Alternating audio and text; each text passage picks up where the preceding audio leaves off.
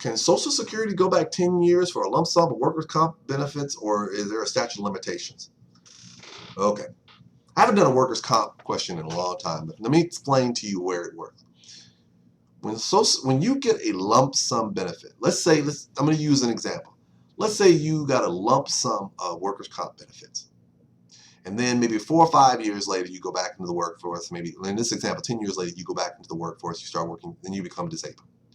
All of a sudden, Social Security finds you disabled. But now they want your workers' comp paperwork. The first thing that's popping in your mind is, why are y'all worried about that? Was 10 years ago. Here's where most people don't realize. When you get a lump sum of benefits from workers' comp, a lot of times what they do is that lump sum is supposed to be designed to be applicable through your lifetime going forward. So let me see if I can do the math a little bit here. Let's say that you are 35 years old when you get your workers' comp. So you apply for disability when you were 45. So now all of a sudden you're found disabled, and they want to look at your workers' comp. Well, how do they take your workers' comp in consideration? They look at, and this is for a guy, I'm just going to use the average male. They're going to look at your workers' comp settlement. Let's say you got a workers' comp settlement of, let's go with $90,000. Okay? $90,000.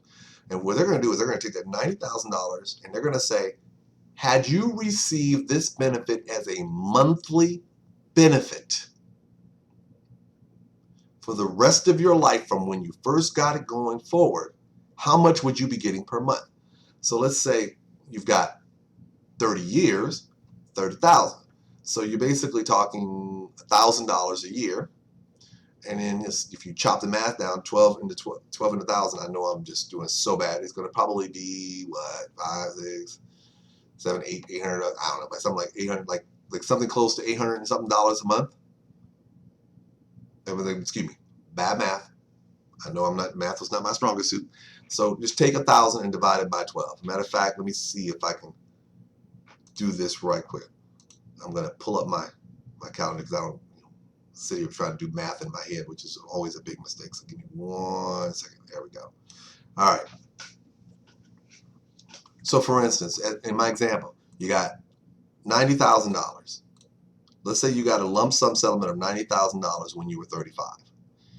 And so they're going to sit here and they're going to say, okay, they found you disabled when you were 45, but now what they have to do is, the reason why they're taking your workers' comp is because they have to calculate a workers' comp offset.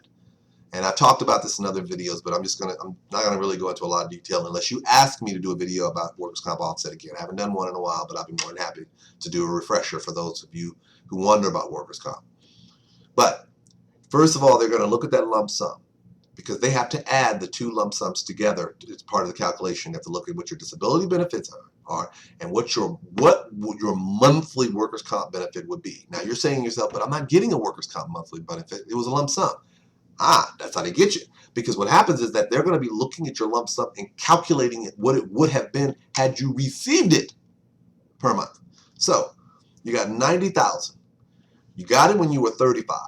Well, guess what?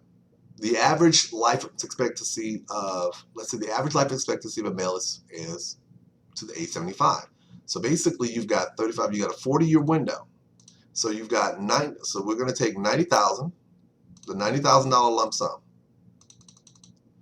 And then what we're going to do is we're going to divide it by the number of years they expect you to live from 35 to 75. So that's 40 years. So that means they expect, had you gotten it, you would have gotten $2,250 per month. Okay? Make sure I get my math right here, per month. Then they're going to divide that by 12. $187.50 per month. And what they're going to do is they're going to take that dollar amount and they're going to add it to your Social Security benefit and then figure out what your workers' comp offset. Please don't get it twisted in your brain and think that because you got that lump sum so remote a long time ago that they're ignoring it. The lump sum from workers' comp is designed to be a workers' comp settlement as a lump sum. But when Social Security is calculating it, they're looking at it as if you're going to be receiving it. This is something that should be applicable to you over the course of your lifetime.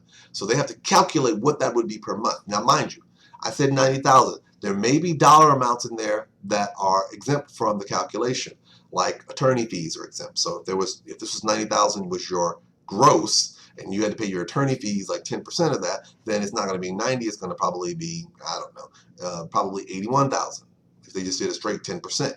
It could be a variety, a couple of other things, I can't remember all of them top of my head, are also taken out for purposes. So the number may be a lower number. So that's why that washout agreement for workers' comp is so crucial. Just know this. If you got a workers' comp settlement, for purposes of Social Security, they have to take that in consideration when they're calculating a workers' comp offset. I know you're probably saying that's so annoying. Trust me when I tell you, you want them to get that calculation done correctly, because if they make a determination later that they should have taken it into consideration and they didn't, you might owe the government money. And I would like to think you would like for that not to be the case.